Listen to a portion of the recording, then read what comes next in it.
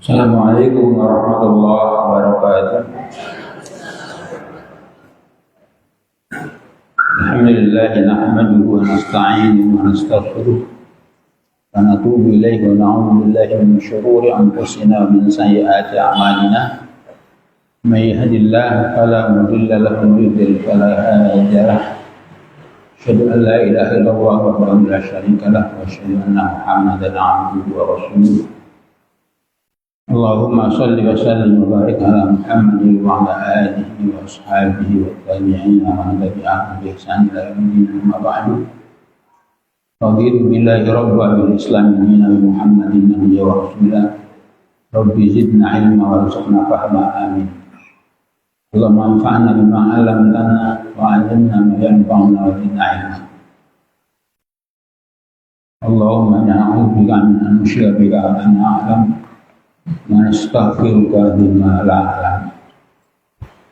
Segenap para jamaah yang insyaallah dimuliakan Allah Ta'ala, tidak henti-hentinya kita bersyukur atas nikmat Allah yang tidak pernah berhenti mengalir kepada kita semua, dengan nikmat yang kita tidak sanggup menghitung. Wa atakum min kulli ma sa'altum fa in ta'uddu ni'matallahi la tuhsuha innal insana lazalumun kafar. Allah memberikan karunia-Nya dari segala arah, dari segala sisi, dari segala yang kita minta, bahkan yang tidak kita minta sekalipun. Yang sekiranya kalian akan menghitung berapa banyak nikmat Allah, la tuhsuha, tentu kita tidak akan sanggup menghitungnya. Sesungguhnya manusia banyak berbuat kezaliman dan kekufuran. Para jamaah yang berbahagia, semoga kita termasuk dalam golongan orang-orang yang dikehendaki Allah untuk menjadi baik. Ya, karena salah satu indikasinya adalah idza aradallahu 'abdahu khaira yufaqihu fid din. Ketika Allah menghendaki hambanya untuk baik, maka diberinya dia kesanggupan atau kemauan untuk mempelajari agama. Itu satu indikasi di antara indikasi-indikasi ketika Allah menghendaki kebaikan bagi hambanya. Tidak ada keterangan yang menjelaskan ketika Allah menghendaki kebaikan bagi hambanya kemudian dibanyakkan hartanya atau ditinggikan jabatannya, enggak. Tapi idza aradallahu 'abdahu khaira yufaqihu fiddin. Ketika Allah menghendaki hambanya untuk baik, maka diberinya dia pemahaman agama atau digemarkan dia untuk belajar agama. Kemudian hadis lain menyatakan man salaka tariqan yaltamisu fi ilman sahhalallahu lahu tariqan ilal jannah kama qala. Barang siapa yang berjalan menempuh jalan untuk menuntut ilmu, maka dia akan dimudahkan jalan yang menuju surga.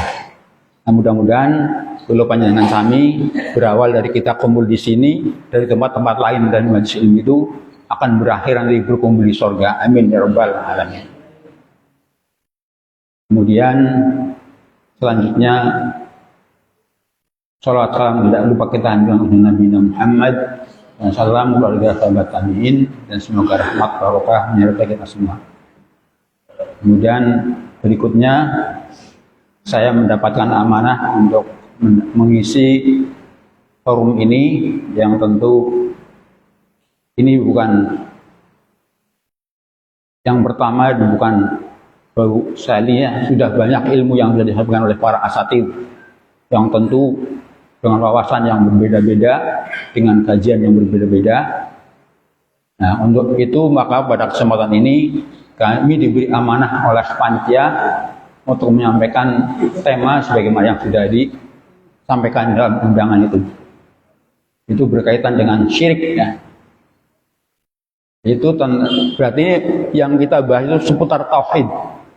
Kalau sudah membahas tauhid ya pasti syirik itu nggak bisa lepas. Kalau sudah membahas tauhid pasti akan bahas syirik. Karena tauhid itu adalah musuhnya syirik. Syirik itu lawannya tauhid. Nah, dengan segala keterbatasan saya, baik dari sisi ilmu dan situasi, ya, nun sewu kami masih dalam proses pemulihan dari berobat sehingga masih maturnya juga masih gagap ya, belum plong itu, masih nanak nunuk gitu ya, masih kaku saya kalau matur, masih belum belum belum los itu loh, masih gagap kadang-kadang, masih kaku ya sini. Dan itu saya mohon maaf yang sebesarnya kalau nanti mungkin ada hal-hal yang kurang pas ya. Saya mungkin dari tema yang akan kita bincangkan pagi ini, kita akan mengutip beberapa hadis sebagai landasan ya, untuk kemudian kita berbincang selanjutnya. Suatu saat Mu'adz bin Jabal radhiyallahu anhu, seorang sahabat, itu berkisah. Beliau menyatakan, kuntu radifan Nabi sallam ala himarin. Saya pernah membonceng Nabi. Saya diboncengkan oleh Nabi. Ya, jadi Nabi ternyata sangat akrab dengan sahabat sampai boncengan ya. Kata Ibu Jabal, Mu'adz bin Jabal mengatakan, kuntu radifan Nabi sallam. Saya membonceng Nabi di atas himar. Ya. Lalu di tengah-tengah saya membonceng dalam satu perjalanan, Rasulullah kemudian bertanya, "Ya Mu'adz, atadri ma haqqullah 'ala ibadi wa haqqul ibadi Allah?" Wahai Mu'adz, kamu tahu enggak apa hak Allah atas hamba dan hak hamba atas Allah? Kemudian Mu'adz bin Jabal menjawab dengan jawaban diplomatis, Allahu wa rasuluhu a'lam. Allah dan Rasulnya yang lebih tahu tentang itu, tentang apa itu hak Allah dan apa itu hak hamba. Kemudian Rasulullah menjelaskan, qala haqqullah 'alal ibad ay ya'buduhu wa la yusyriku bihi syai'an. Haknya Allah atas hamba adalah Allah punya hak untuk diibadahi dengan tidak disekutukan. Jadi tidak hanya diibadahi tapi diibadahi dengan tanpa syirik. Apa mungkin orang beribadah masih syirik? Masih sangat mungkin. Di satu sisi dia beribadah, mungkin sholat, puasa, haji dan seterusnya, tapi dalam waktu yang sama dia juga masih syirik. Sangat mungkin. Karena itu maka ayya'buduhu wa la yusyriku bihi syai'an. Allah berhak untuk diibadahi dengan tidak disekutukan. Syai'an dengan sesuatu apapun. Makanya dalam lembaran yang sudah Bapak Ibu pegang itu, saya minta untuk panitia menyiapkan doa ya. Paling tidak ada yang bisa dihafal lah ya. Kalau nanti saya berbicara panjang lebar gak jelas, paling tidak ada yang bisa dibawa pulang, itu doa itu. Moga kita bersama hafalan. Allahumma inni a'udzubika an usyrika bika wa ana a'lam wa astaghfiruka lima la a'lam. Allahumma inni a'udzubika an usyrika bika wa ana a'lam wa astaghfiruka lima la a'lam. Ya Allah, sesungguhnya saya berlindung kepadamu dari dosa syirik yang sudah aku ketahui, dan mohon ampun jika kita terjerumus pada satu kemusyrikan yang kita tidak tahu. Ya. Karena bisa saja orang terjerumus pada syirik padahal dia sudah tahu. Sangat mungkin orang itu terjerumus pada satu kesyirikan yang padahal dia sudah ketahui. Kalau ini syirik, tapi saya nggak bisa membantah, saya nggak bisa menolak. Mungkin nggak kepenak, mungkin riko segala macam. Akhirnya dia terjerumus dalam satu kemusyrikan. Tapi ada yang terjerumus pada syirik karena memang nggak tahu. Dia jadi karena nggak tahu. Tapi bukan tidak mungkin dia sudah tahu kalau itu syirik, tapi situasi tidak memungkinkan untuk bisa menghindar. Ini sangat terjadi, sangat mungkin terjadi. Contohnya banyak sekali. Apalagi di bulan ini, bulan-bulan yang penuh dengan ritual untuk kalangan tertentu.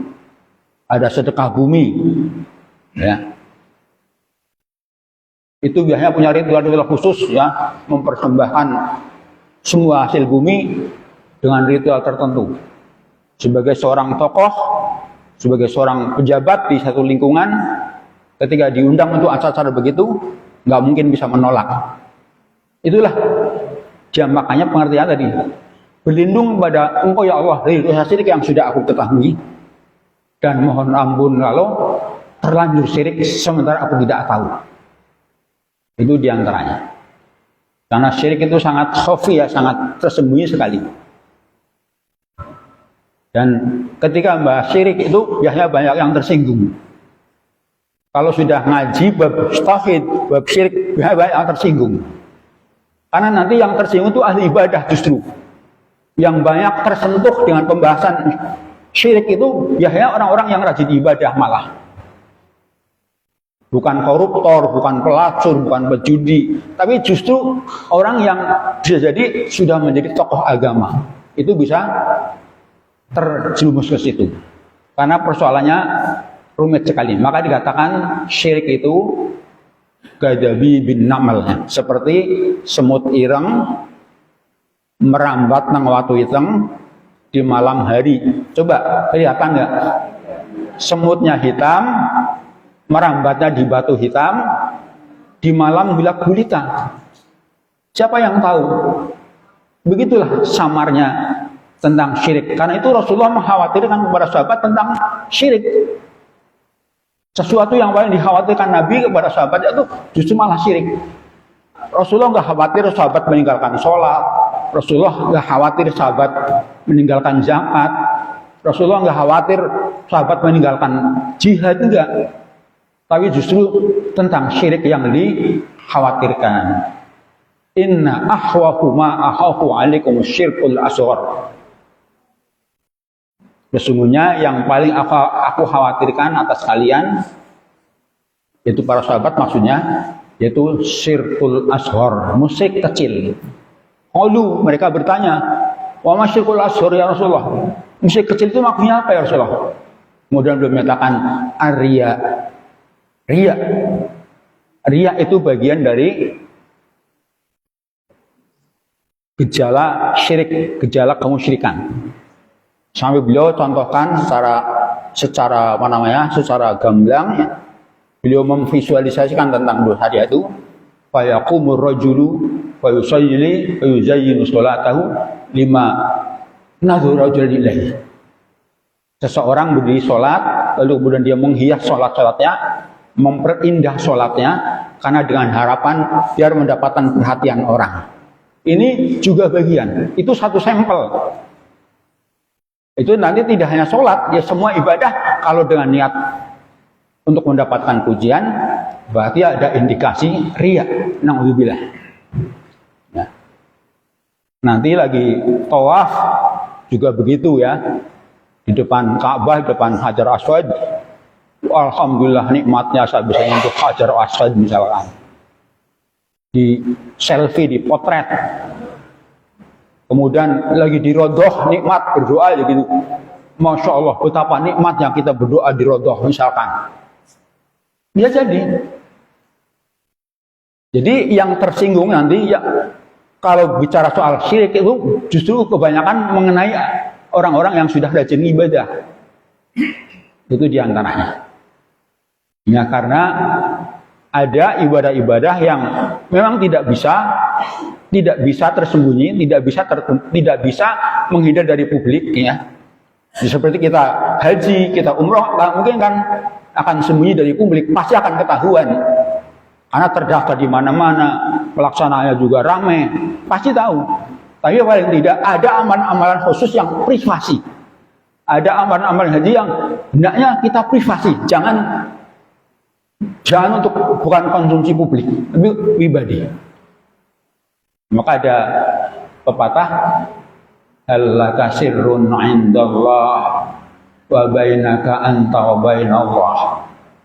Hal laka shadaqatun tahfa la ya'lamuha illallah.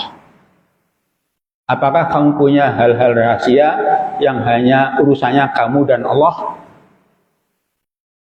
Apakah kamu punya sedekah yang rahasia yang tidak diketahui kecuali oleh Allah? Padahal kan sedekah ketahuan juga nggak apa-apa. Orang tahu seseorang luar sedekah juga nggak apa-apa. Tetapi kalau bisa ada saat-saat tertentu di mana kita punya urusan rahasia, jangan semua dipublis. Orang bersedekah lalu diumumkan, ya nggak masalah. Demi administrasi, demi pertanggungjawaban, nggak ada masalah. Tapi bagi kita pelakunya, hendaknya ada saat-saat tertentu di mana ibadahnya itu sangat khusus, tidak perlu diketahui orang. In tubdu ma fi anfusikum aw tukhfuhu yuhasibkum billah. Engkau perlihatkan atau engkau sembunyikan, Allah sudah tahu. Nah, makanya kalau kita tidak bisa menyembuhkan ibadah, paling tidak ada bagian tertentu di mana ibadah ini sangat khusus. Kita sholat jamaah kan ya mungkin tersembunyi. Kita sholat Jumatan pasti ketemu orang. Kita sholat Id mesti ketemu orang. Kita haji ketemu banyak orang. Enggak apa-apa. Tetapi ada amalan-amalan dalam ibadah haji itu yang memang khusus. Tidak perlu dipublik, ya tidak perlu dipublis. Itu bagian dari Rasulullah mengingatkan, inna akhwafa ma akhwafa alaikum asyirkul asghar.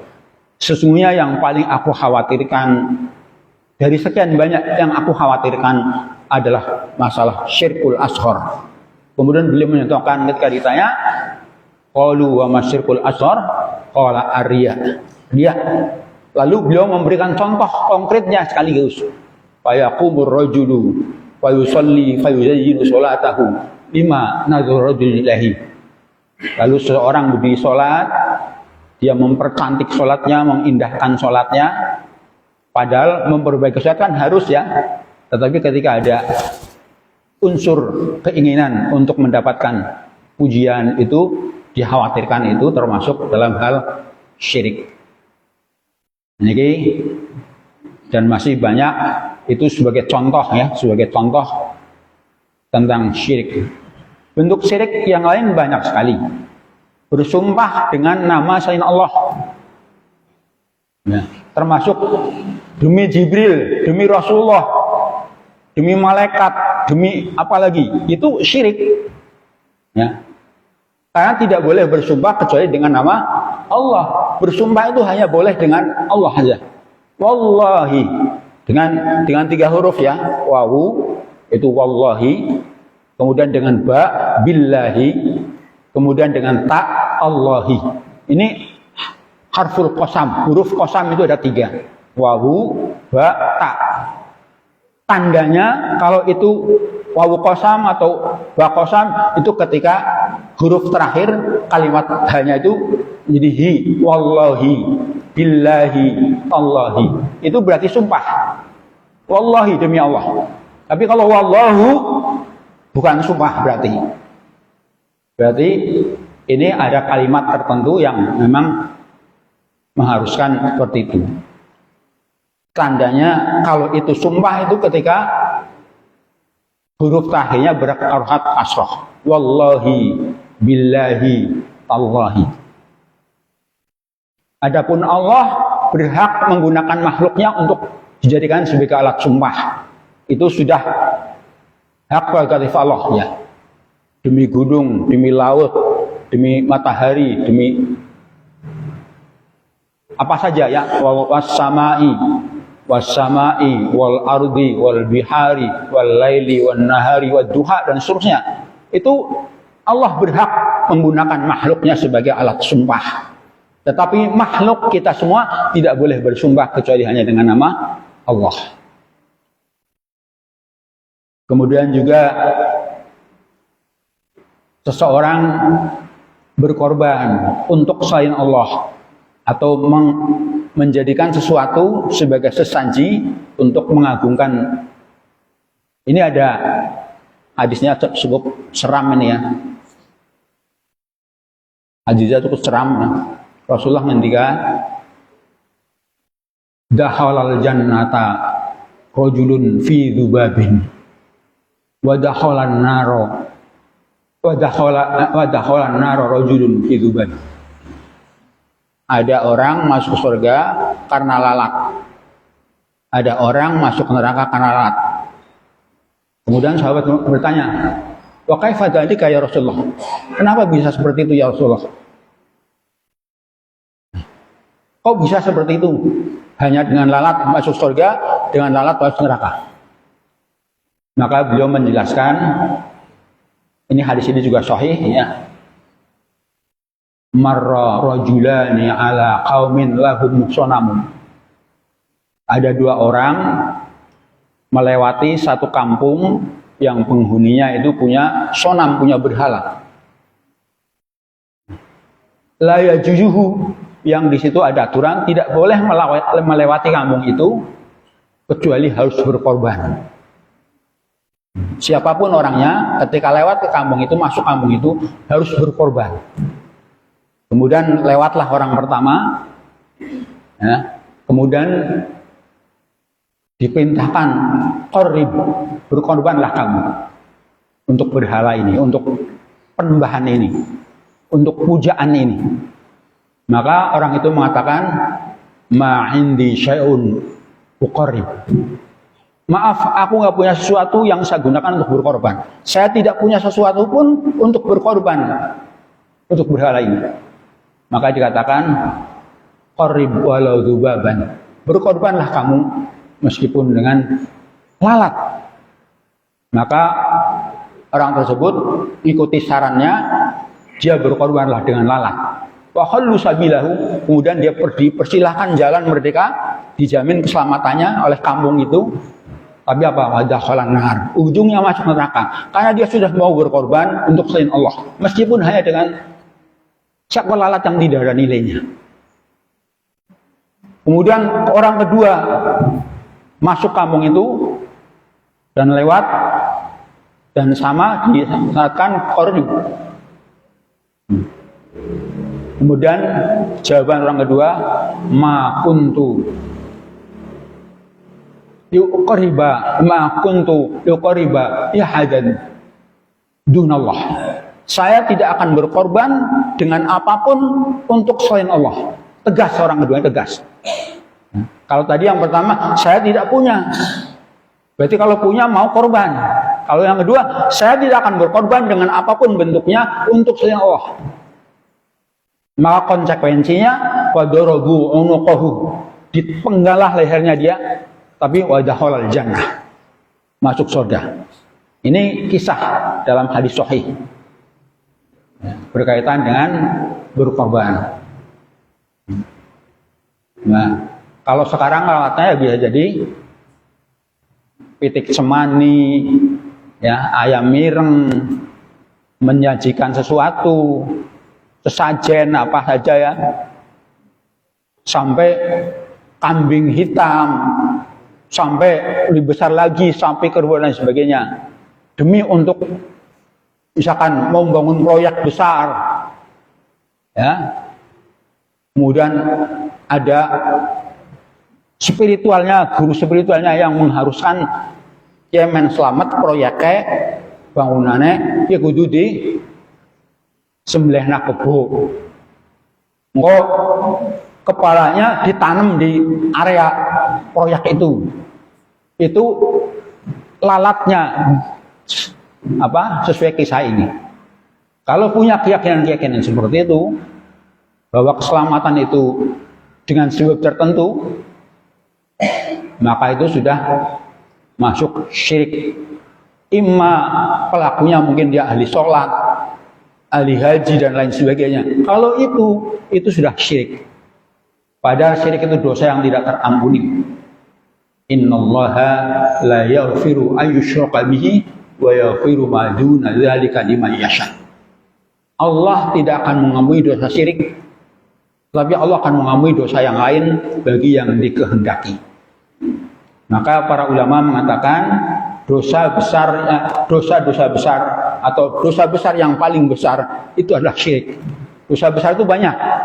Jajaran dosa besar akabair itu banyak, dan yang terbesar dari dosa besar itu adalah syirik yang tidak diampuni Allah kecuali pelakunya bertobat sebelum wafat. Adapun dosa selain syirik itu kata ulama tahta masyiatillah, berada dalam masyiatillah. Insya'a azabah wa insya'a ghafarahu. Kalau Allah menghendaki dia azab, kalau Allah menghendaki dia diampuni. Itu terserah Allah. Itu dosa selain syirik. Karena syirik itu dosa yang itu mencidrai hak Allah, itu menyekutukan Allah dengan yang lain. Wa minan nasi may yattakhidhu min dunillahi andadan yuhibbunahum ka hubbillah. Sebagian manusia ada yang menjadikan tandingan-tandingan bersama Allah dan mereka mencintainya sama dengan mencintai Allah. Walladzina amanu, dan orang-orang yang beriman asyaddu hubbalillah, lebih cinta kepada Allah Ta'ala. Jadi tauhid itu bahas hal yang seperti itu, yang sangat dalam ya. Bahas cinta, bahas takut, itu bagian masalah pembahasan dalam tauhid. Ya. Karena tauhid itu ifradullah bil ibadah wa nafyul ibadah amma siwallah. Tauhid itu artinya mengesahkan Allah tapi dengan cara beribadah dan menyingkirkan segala macam bentuk ibadah yang bukan untuk Allah. Jadi segala hal yang bukan untuk Allah ditinggalkan. Itu konsekuensinya. Jadi selain beribadah kepada Allah, juga singkirkan segala bentuk ibadah yang bukan untuk Allah. Baik dia bersama Allah atau beribadah kepada Allah dengan disertai yang lain. Itu contohnya riya tadi.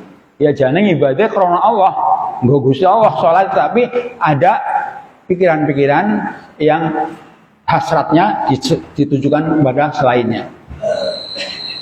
Termasuk cinta karena Allah, takut karena Allah. Wala takhafuni wala takhafuhum wa khafuni in kuntum mu'minin. Jangan kau takut kepada mereka, takutlah kepada aku. Kalau memang kamu orang beriman itu hanya takut kepada Allah. Itu contoh. Dan ketika kita mencintai sesuatu, maka cinta kita pun karena Allah Subhanahu wa taala. Ini pembahasan tauhid itu, hal-hal yang begitu itu kadang-kadang mesti nyerempet, ya, mesti nyerempet, mesti tersinggung dan lain sebagainya. Misalkan ya, takut itu kan ada 3 macam. Takut yang alamiah, tabi'iyah. Takut yang tabiat. Kita takut ular berbisa, takut harimau, takut binatang buas yang lain. Itu kan takut yang tabiat, biasa, wajar. Tapi ada takut yang dilarang. Dan termasuk syirik. Melewati satu tempat yang dianggap keramat atau angker. Terus di situ pamit atau menaruh sesuatu biar terlindung dari bahaya. Itu masang sesaji tadi. Nderek langkung mbah. Misalkan, terus menaruh sesuatu biar aman. Itu bagian dari syirik. Tapi takut yang ibadah itu takut kepada Allah. Wala takhafuhum wa khafuni in kuntum mu'minin. Jangan takut kepada mereka semua. Takutlah kepada aku jika kalau memang kamu beriman. Demikian juga menyembelih ya, saya ulang lagi. Menyembelih. Ini hadis tadi disebut dalam bab al-dzabhu li ghairillah tadi. Yang tentang kisah orang masuk surga karena lalat dan masuk neraka karena lalat. Ini di dalam Fathul Majid disebutkan dalam bab al-dzabhu li ghairillah, menyembelih untuk selain Allah. Menyembelih juga hukum menyembelih ada 3. Ada menyembelih yang bernilai ibadah. Seperti penyembelihan korban, itu ibadah. Akikah, itu ibadah. Tapi ada sembelihan yang maksiat, contohnya menyembelih untuk sesaji. Tapi ada sembelihan yang sifatnya mubah. Mubah itu artinya netral. Boleh-boleh aja, nggak ada masalah. Dalam rangka kumpul keluarga, kita nyembelih kambing, nyembelih sapi, nggak ada masalah. Dalam rangka tasyakur, ya, dalam rangka undang tamu, ya, kedatangan tamu, misalkan kita sembelihkan kerbau apa, itu mubah, nggak ada masalah, boleh-boleh saja. Ya. Tapi kalau sudah ingin nyembelih wedhus untuk sesaji ini itu segala macam, dilarung dan lain sebagainya, ini menjadi penyembelihan yang syirkiyah. Jadi ada adzabah yang nilai ibadah, penyembelihan yang nilai ibadah, seperti tadi menyembelih korban, ya, kemudian termasuk akikah, termasuk walimah, ya, karena walimah itu diperintahkan menyembelih kambing. Aulim walau bisyatin, laksanakan walimah untuk pernikahan walau bisyatin, meskipun hanya dengan seekor kambing. Jadi sunnahnya itu naik walimah itu menyembelih kambing. Itu sunnah. Itu penyembelihan yang bernilai ibadah. Tapi ada penyembelihan yang sifatnya boleh-boleh saja, nggak ada masalah. Jadi tadi pas anak cucu pada kumpul nyembelih kambing apa segala, itu namanya penyembelihan yang mubah. Mubah, tidak ada larangan, tapi tidak ada perintah khusus. Diperintahkan juga tidak, dilarang juga tidak. Artinya boleh-boleh saja. Tidak ada masalah. Karena yang mubah bisa menjadi ibadah. Kadang-kadang perkara mubah bisa bernilai ibadah. Tapi juga kadang-kadang perkara mubah bisa bernilai maksiat. Kalau berlebihan, mubah itu bisa bermaksiat. Karena mubah itu sifatnya ya boleh aja. Dalam Islam kan ada wajib, ada sunnah, kemudian ada mubah, ada makruh, ada haram. Mubah itu di tengah posisinya. Ya. Wajib, sunnah, mubah, makruh, haram terakhir. Jadi posisi mubah itu di tengah-tengah. Sehingga bisa jadi ke sunnah, tapi bukan tidak mungkin bisa jadi ke makruh, bahkan sampai kepada haram ketika melampaui batas. Seperti makan itu mubah, hukum makan itu mubah. Ya. Tapi kalau berlebihan bisa jadi haram. Karena makan itu mubah, sehingga pada kondisi tertentu menjadi wajib. Ya. Ketika orang ini nggak makan, berbahaya, maka makan menjadi wajib hukumnya. Tetapi ketika makan ini malah berbahaya, maka makan itu menjadi haram baginya. Maka sekarang banyak orang diharamkan makan sate kambing kan. Padahal nggak haram itu kan, aslinya nggak haram. Tapi oleh dokter dilarang. Ini sudah nggak boleh makan ini. Bahkan nasi, makan nasi pun dilarang. Karena hukum aslinya itu mubah. Tapi karena faktor tertentu, karena sebab tertentu, berubah hukumnya menjadi berubah. Maka ada istilah al-hukmu yadullu ala illati. Hukum itu tergantung ilatnya. Wujudan atau idaman. Ada ilat atau tidak? Kalau ada ilat, hukum berlaku. Kalau tidak, itu diantaranya dalam kajian usul. Itu diantaranya. Okay.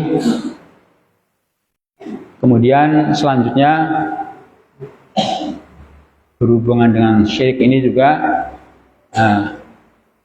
di zaman modern ini berkembang ya. Kalau mungkin dulu sifatnya kemusyrikan yang tradisional, sekarang sudah kemusyrikan yang digital gitu loh. Ya. Kemusyrikan sekarang itu sudah dibantu oleh digital tadi. Lagi beribadah, jepret, di share kemana-mana. Ini dikhawatirkan mbok keselundupan sifat ria, itu aja masalahnya. Tidak berarti ria gue, jangan, nggak gitu juga nggak boleh. Tapi ngati-hati, mbok nanti gue anak unsur ria masuk, karena ria itu sangat lembut tadi, seperti semut hitam merambat di waktu hitam di malam gelap gulita. Ada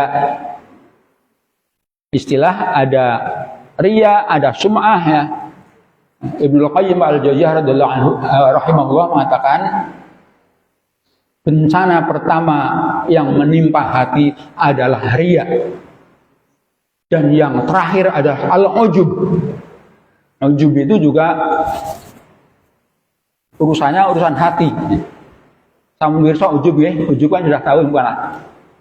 Nah, menganggap saya paling. Itu ujub. Maka Ibnu Qudamah di dalam kitab Minhajul Qasidin dia mengatakan, seseorang semalam suntuk tidur kebablasan sehingga tidak bangun malam lalu menyesal, itu lebih bagus daripada orang semalam suntuk sholat malam tapi di pagi hari dia ujub. Saya sudah jadi orang yang kuat ibadah, saya sudah ibadah, semalam suntuk kuat tahajud, tahajud bengi tapi esok-esok ujub. Itu masih lebih baik sewengi keker ya, nggak bangun, nggak ngelilir, terus pagi-pagi menyesal, aduh aku tenang bengi orang tangi ya, orang sholat ya, astagfirullah. Itu masih lebih baik kata Ibnu Qudamah. Ini urusan dengan masalah hati. Artinya ya kalau kita sudah bisa berbuat baik, apapun itu bentuknya, hendaklah kita bersyukur ya. Semoga kita dikuatkan untuk terus berbuat baik dan diterima kebaikannya. Tidak perlu disertai dengan ujub, oh saya ini, saya itu dan lain sebagainya. Karena ujub ini termasuk yang akan merusak amal ya. I'jabul mar'i binafsihi. Salasun muhlikat, ada 3 yang akan merusak. Salah satunya adalah ittiba'ul hawa, nuruti hawa nafsu. Al-hawa'un muttaba', hawa nafsu yang diikuti. Kemudian tadi i'jabul mar'i binafsihi. Seseorang ujub dengan dirinya, telah merasa hebat, telah merasa buat baik dan lain sebagainya. Ini berbagai hal yang mungkin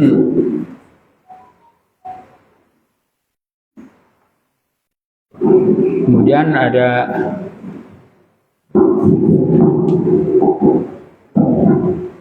kalau dalam sejarah ya, sejarah awal munculnya kemusyrikan ya, itu di zaman Nabi Nuh.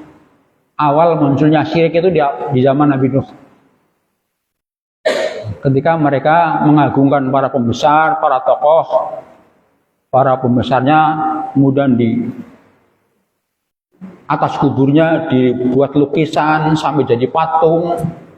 Ya, awalnya itu hanya untuk mengenang jasa-jasa mereka.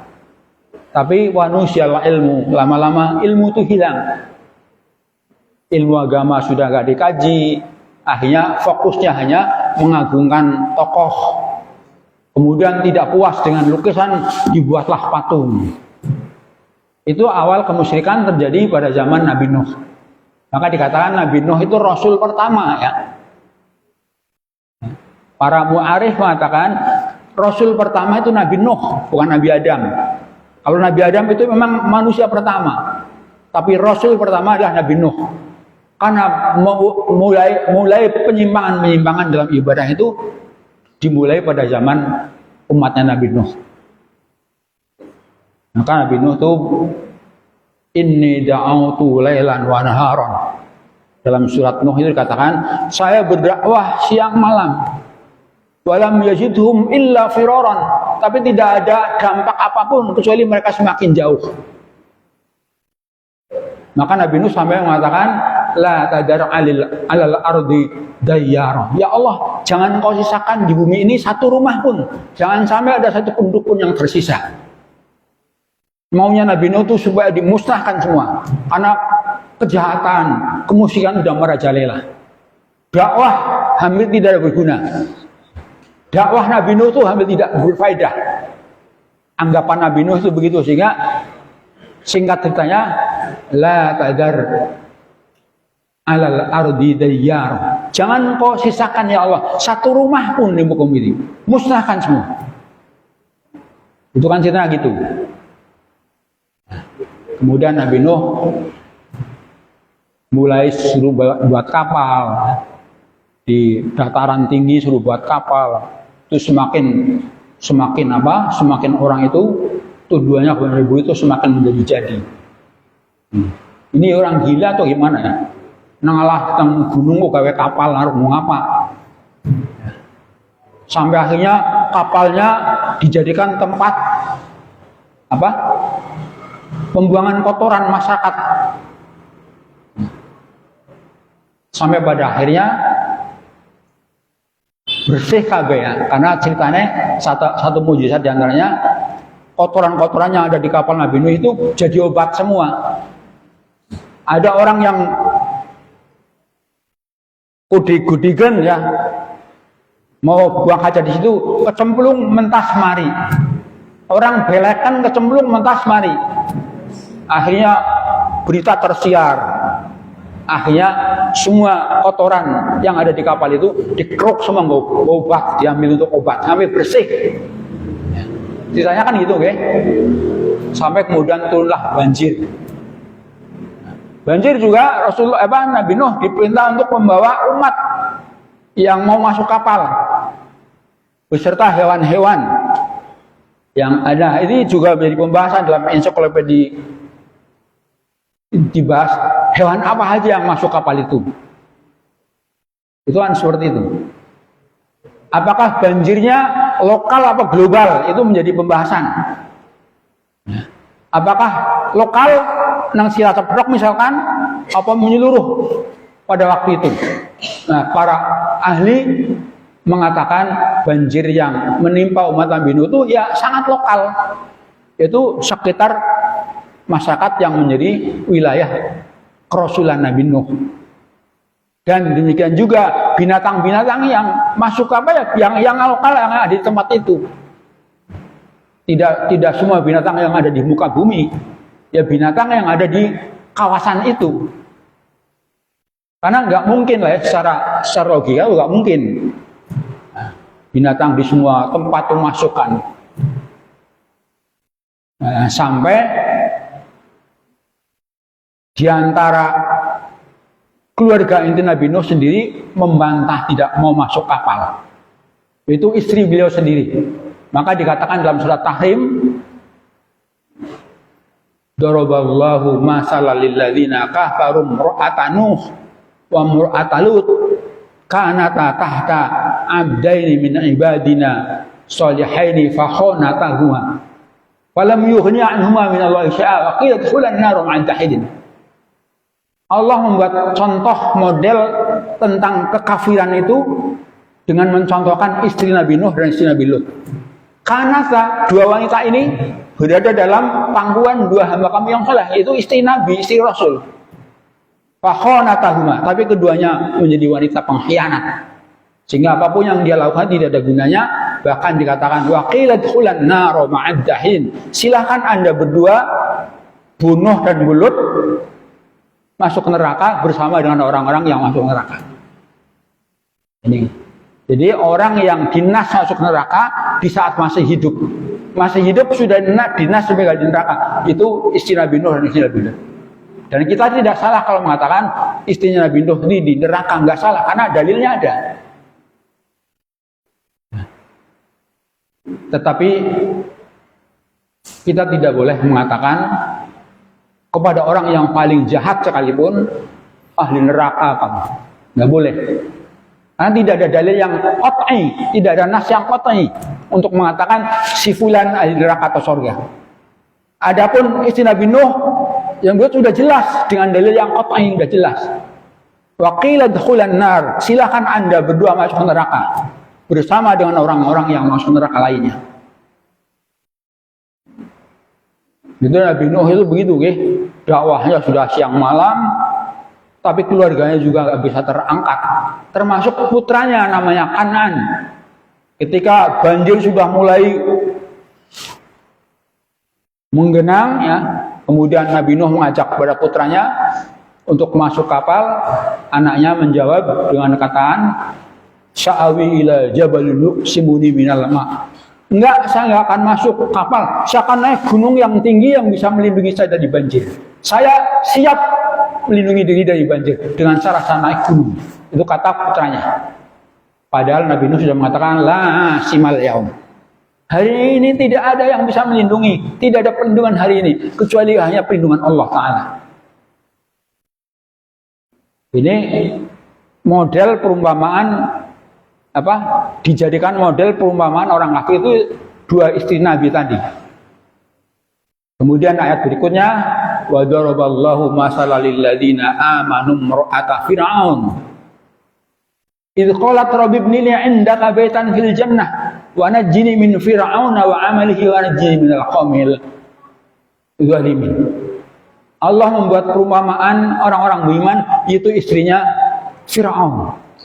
Suaminya raja yang jahat, tapi istrinya dijadikan model penduduk surga, ahli surga. Ketika beliau istrinya Nabi Nuh, istrinya Fir'aun mengatakan, Rabbi ibni li 'indaka baitan fil jannah.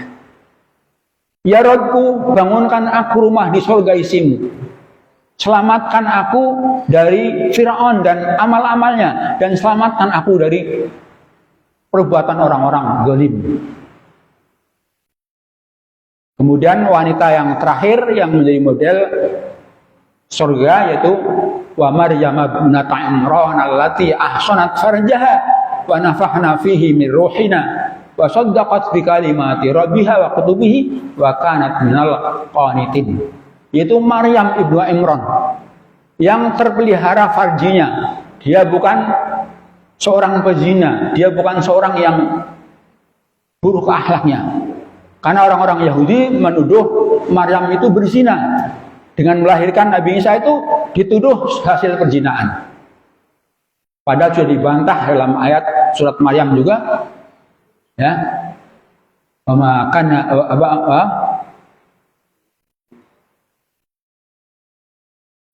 Di antaranya lam yamsasni basar. Saya itu belum tersentuh oleh seorang pun.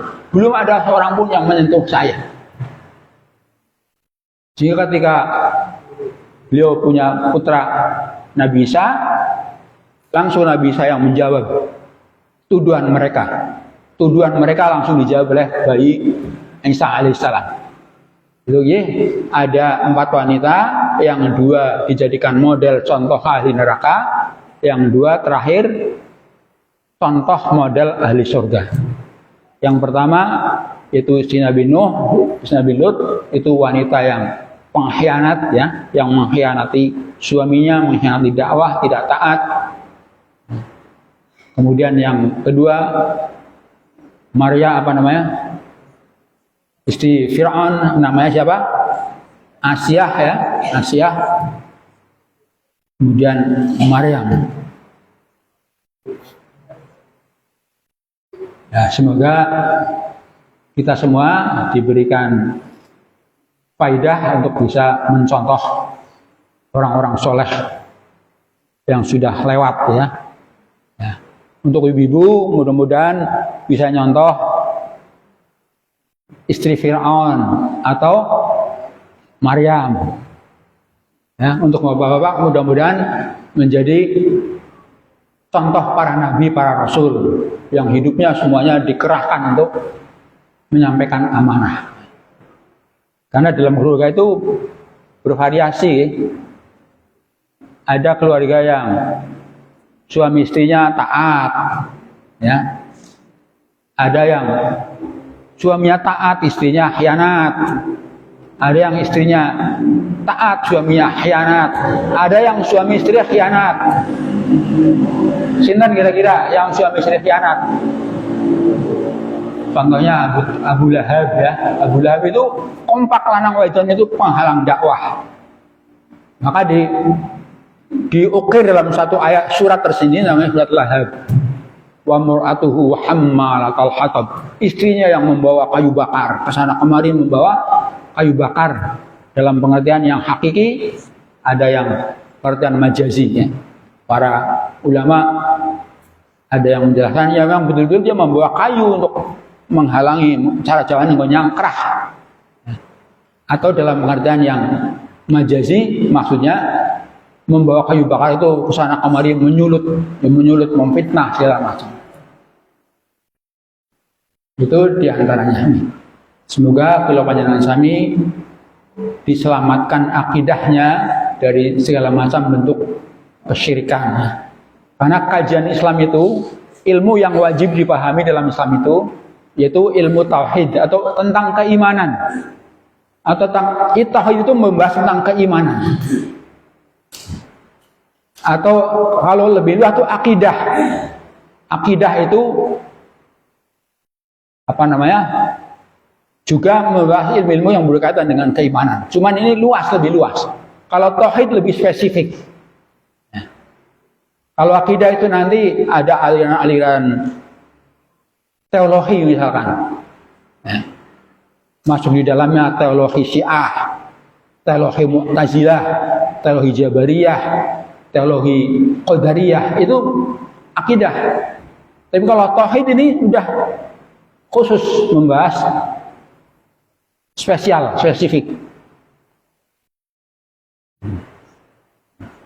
Secara umum akidah Islamiyah ya. Nah, kalau di Fakultas Usuluddin itu ya bahasnya seputar akidah. Tapi ada Jabariyah, ada Mu'tazilah, ada Qadariyah, Syiah, segala macam. Nah.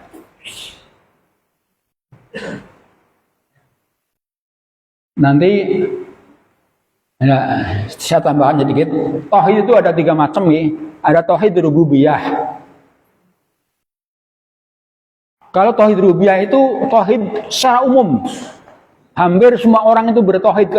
Kalau ditilik saya tauhid rububiyah, hampir semua orang itu bertauhid.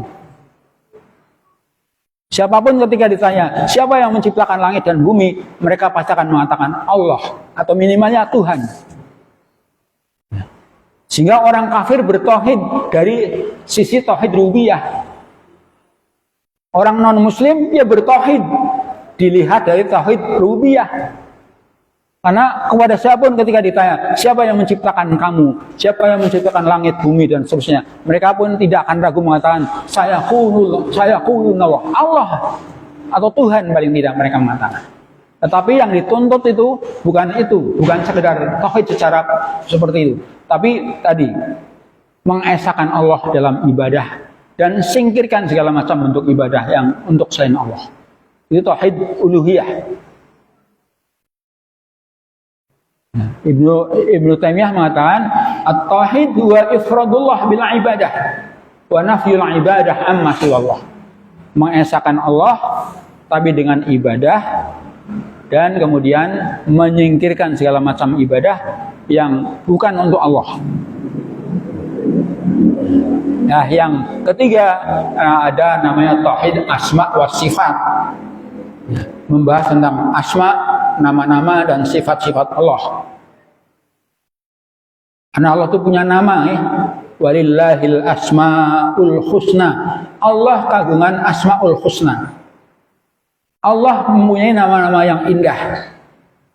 Wa sifatul ulya, dan sifat-sifat yang tinggi.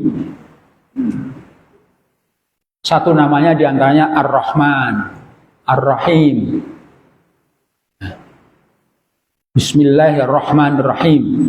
Ini nama Allah yang ditonjolkan itu Ar-Rahman Ar-Rahim. Tapi Allah juga punya nama yang lain. Ar-Razzaq, Zat Maha Pemberi rizki. Al-Wahhab, Maha Pemberi dan lain sebagainya. Al-Ghaffar, Maha Pengampun dan seterusnya. Nah, berkaitan dengan asma wa sifat, ini muncul berbagai perbincangan. Maka kemudian muncul ada kelompok Mujassimah, yaitu Allah itu diserupakan berjasad gitu loh. Karena secara dalil juga Allah menyatakan Allah punya tangan, yadullah fawqa aydihim. Sehingga orang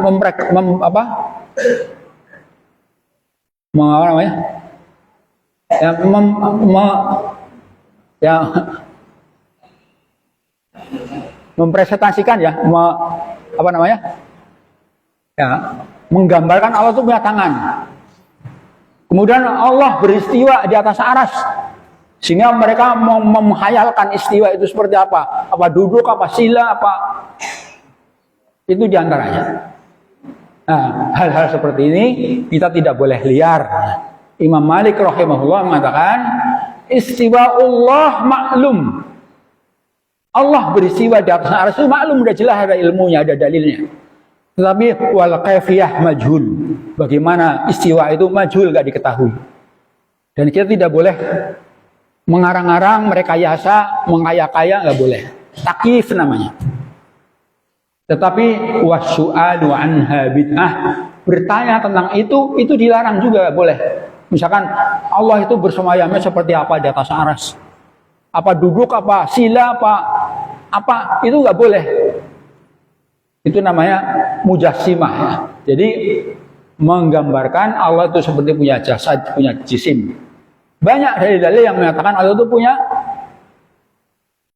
anggota tubuh seperti ayun mata misalkan. Kemudian Allah itu berbicara, kalamullah. Allah itu senyum. Itu disebutkan dalam banyak hadis. Tetapi disitulah muncul berbagai aliran-aliran yang kemudian muncul berbagai macam. Tadi ada takyif, ya, ada tabdil, ada mu'attal, ya. Ada golongan orang yang tidak mau mensifati Allah karena takut nanti Allah diserupakan dengan makhluk, sehingga dia tidak mau mensifati Allah. Betapapun ayatnya, hadisnya jelas bahwa Allah itu melakukan sesuatu. Contoh misalkan, yanzilu rabbuna ila sama'id dunya hina yaghsulu akhirah. Allah turun ke langit dunia ketika sepertiga malam akhir.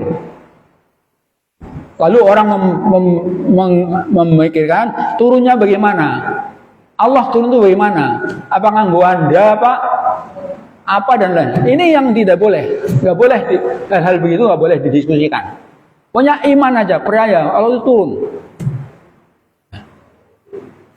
Allah turun ke langit dunia pada sepertiga malam akhir. Siapa yang beristighfar kepadaku, aku ampuni. Siapa yang berdoa kepadaku, aku kabulkan doanya. Siapa yang minta kepadaku, aku kabulkan permintaannya. Itu hadis. Percaya mawon. Tidak perlu tahu seperti apa turunnya Allah. Tidak perlu kita tahu secara fisik, ya, secara konkret tentang bagaimana turunnya Allah. Tapi dalil-dalil itu sudah jelas. Ini berkaitan dengan masalah akidah, ya, masalah akidah. Berbeda dengan masalah ibadah.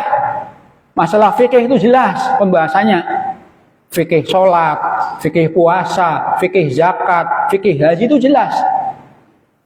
Kalau fikih sholat ya berarti waktunya kapan, caranya sholat bagaimana, berapa rakaatnya, cara sujud, cara ruku, dan seterusnya. Itu fikih sholat. Fikih zakat juga seperti itu, fikih puasa juga jelas. Dan bisa terjadi perbedaan. Fikih haji juga jelas. Mikotnya kapan mulai pakai ihram, tawafnya bagaimana, sa'inya bagaimana, lempar jumrah itu seperti apa. Itu fikih haji. Fikih puasa juga seperti itu. Kemudian fikih muamalat terkait dengan bisnis, akad-akad, itu sudah jelas. Termasuk fikih doa. Bagaimana doa itu, kapan doa yang waktu yang mustajab, kemudian keutamaan doa maksur, kemudian doa-doa yang dibuat oleh para ulama. Berikutnya termasuk mawani'ud doa, penghalang-penghalang doa apa. Itu dibahas dalam fikih ibadah yang praktis. Tetapi kalau masalah akidah itu bukan hal yang praktis tapi sangat dasar sekali. Itu ibaratnya akarnya, ya, pokoknya, pondasinya. Itu demikian para jamaah yang bisa saya sampaikan, meskipun dengan tidak tertata rapi, insya Allah mudah-mudahan ada 1-2 kalimat yang bisa dipahami. Dan yang paling saya berharap mudah-mudahan doa itu bisa menjadi amalan, ya, untuk pagar membentengi dari kemusyrikan. Mau kita ulangi sekali lagi. Allahumma inni a'udzubika an usyrika bika wa ana a'lamu wa astaghfiruka lima la a'lam. Monggo. Saya kira itu aja, mudah-mudahan bermanfaat. Kurang lebihnya maaf. Assalamualaikum warahmatullahi wabarakatuh. Baik, terima kasih Jazakumullah khairan kepada Ustaz atas ilmu pada hari ini. Semoga apa yang dia sampaikan bisa menjadi setidaknya apa yang dia sampaikan pada pagi hari ini sebenarnya sedikit dari pembahasan tauhid, dan semoga ini membuka kita untuk semakin bersemangat dalam kajian-kajian